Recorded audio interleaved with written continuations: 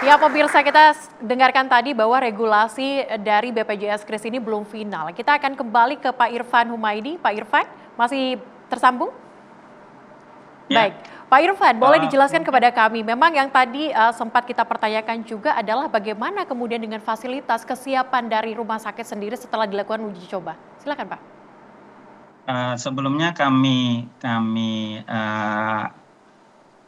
koreksi sedikit ya, itu jadi bukan aturan BPJS gitu ya.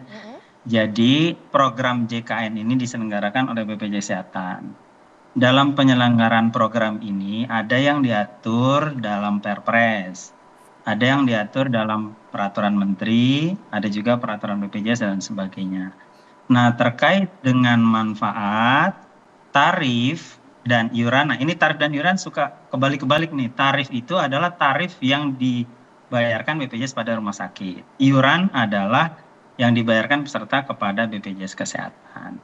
Nah, itu diatur nanti dalam Perpres sesuai dengan amanat tadi akan dikeluarkan pada akhir Juni ini gitu.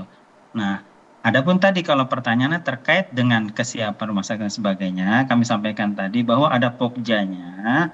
Pokja terkait dengan nanti penetapan manfaat, tarif dan iuran ini sedang berproses. Nah, BPJS tidak dalam kapasitas itu, termasuk juga bukan BPJS Kesehatan yang melaksanakan survei itu gitu kepada rumah sakit. Begitu. Tapi lagi-lagi point of view BPJS Kesehatan agar pelayanan tetap lebih baik dan tidak memberatkan masyarakat. Begitu. Baik, pelayanan yang lebih baik dan tidak merugikan masyarakat di BPJS Kris nantinya, saya langsung ke Ibu Irma.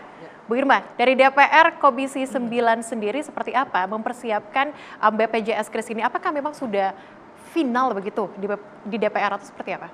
Ya, sebelumnya saya ingin sampaikan kepada Pak Irfan, sebagaimana yang kita lakukan RDP dengan Kementerian Kesehatan dan BPJS, masih ingat kan?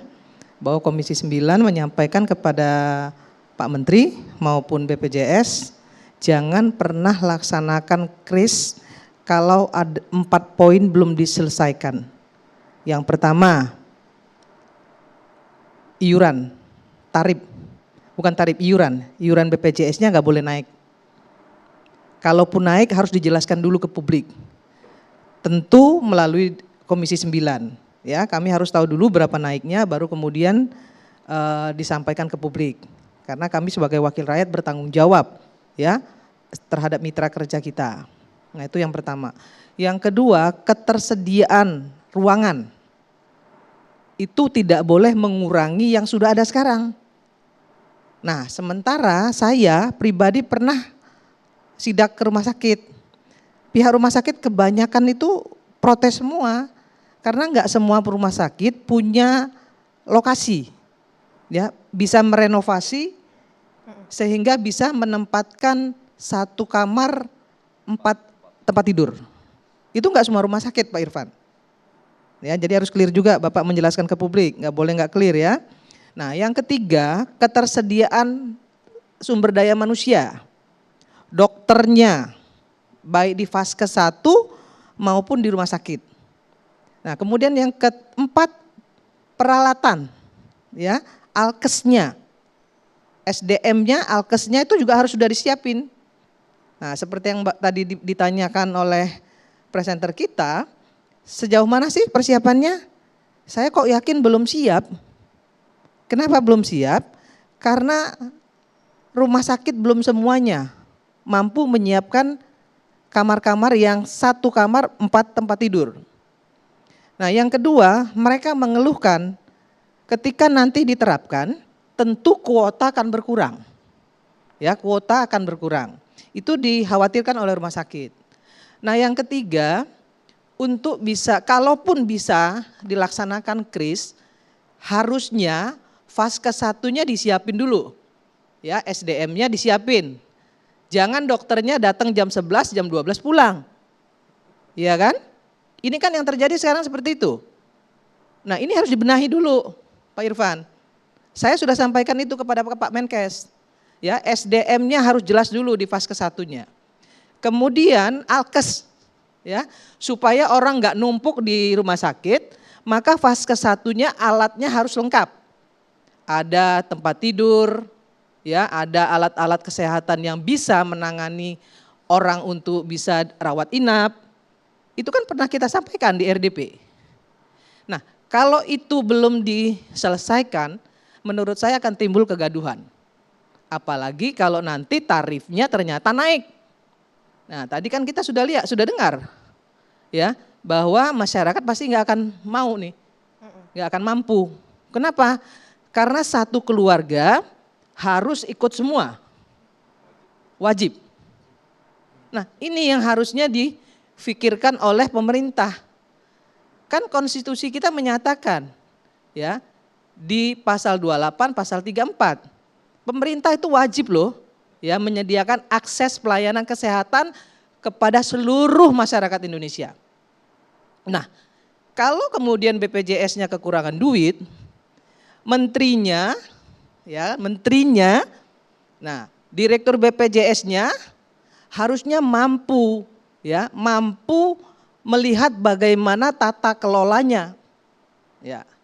Tata kelolanya harus betul-betul roadmap-nya, tata kelolanya dirubah. Jangan justru merugikan masyarakat. Cari jalan keluar yang bisa memuaskan masyarakat, yang bisa membuat masyarakat, ya, mendapatkan haknya. Itu yang seharusnya dilakukan oleh pemerintah. Oke. Gitu. Soal dari mana anggarannya, ya harus dipikirin, gitu ya. Jangan kemudian malah cari-cari asuransi swasta lah dan lain sebagainya.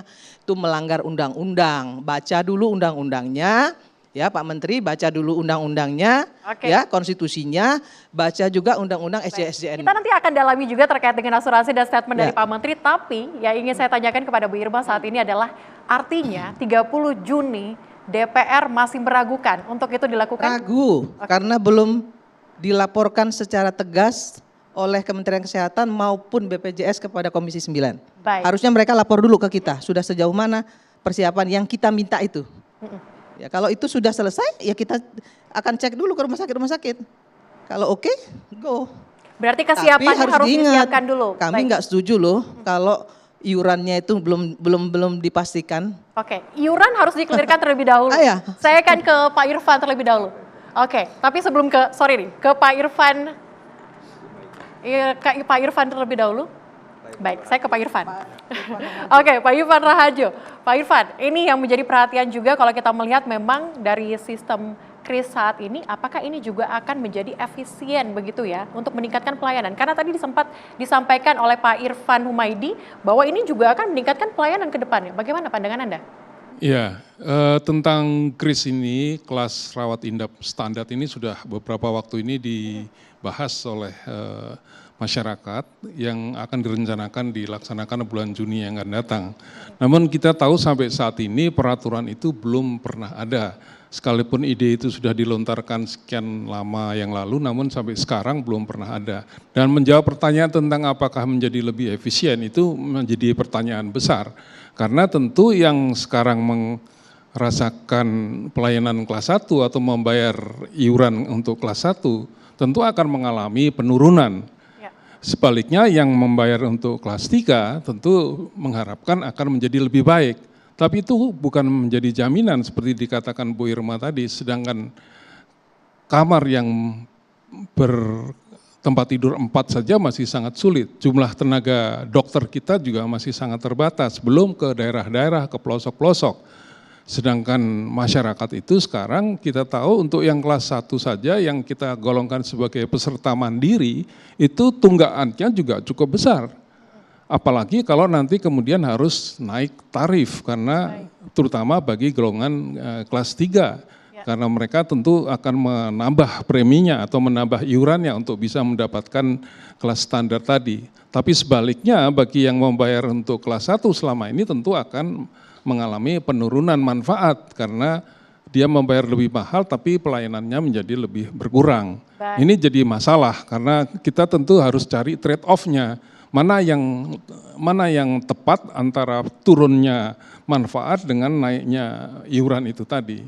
Sedangkan masyarakat sekarang masih sangat keberatan dengan beban-beban seperti yang lalu ada ide asuransi wajib, kemudian tapera, sekarang lagi kita akan menghadapi kris yang tentu akan menaikkan beban lagi bagi masyarakat. Ini tunggu sangat tidak tepat waktunya, begitu. Oke, belum tepat waktunya. Saya mau ke Pak Timbul. Pak Timbul, kalau kita bahas dari tadi adalah soal iuran dan sebagainya. Menurut Anda apakah ini adil jika misalnya kelas 1, kemudian kelas 2, kemudian akan distandarisasi, dan juga kita lihat memang kalau saya tidak salah ini di tahun 2024 itu ada sekitar 7 miliar tunggakan pembayaran BPJS. Dengan adanya kenaikan dari kelas 3, ini apakah nanti penunggakan akan semakin tinggi atau seperti apa? Jadi begini, memang Baik, jangan kelas dijawab rawat dulu Pak, kita akan jawab usai jeda berikut ini. Tetaplah bersama kami di Indonesia Business Forum pemirsa.